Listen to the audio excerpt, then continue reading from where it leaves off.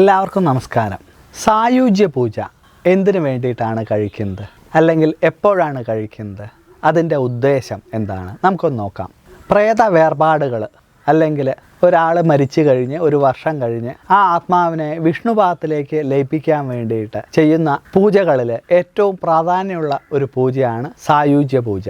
സുദർശന ഹോമത്തിലൂടെ ഈ ആത്മാക്കളെ നമ്മൾ പ്രതിമയിലേക്ക് ആവാഹിച്ച് തിലഹോമമൊക്കെ കഴിച്ച്, തിലഹോമം സുഹൃതം വരാൻ വേണ്ടിയിട്ടാണ് തിലഹോമം കഴിക്കുന്നത്. തിലഹോമം കഴിച്ച് സംവാദ സ്പർശമൊക്കെ നടത്തിയതിന് ശേഷം സായുജ്യ പൂജയിലാണ് നമ്മൾ ഈ ആത്മാക്കളെ വിഷ്ണുപാദത്തിലേക്ക് ലയിപ്പിക്കുന്നത്.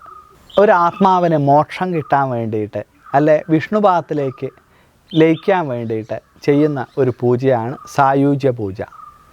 പ്രേത വിഷയങ്ങൾ അല്ലെ പിതൃക്കളുടെ മോക്ഷത്തിന് വേണ്ടിയിട്ട് അവരൊരു അനുഗ്രഹ കലയായിട്ട് മാറാൻ വേണ്ടിയിട്ട്, അവർക്കൊരു ഗതി വരാൻ വേണ്ടിയിട്ട് ചെയ്യുന്ന ഏറ്റവും പ്രാധാന്യമുള്ള ഒരു പൂജയാണ് സായുജ്യ പൂജ.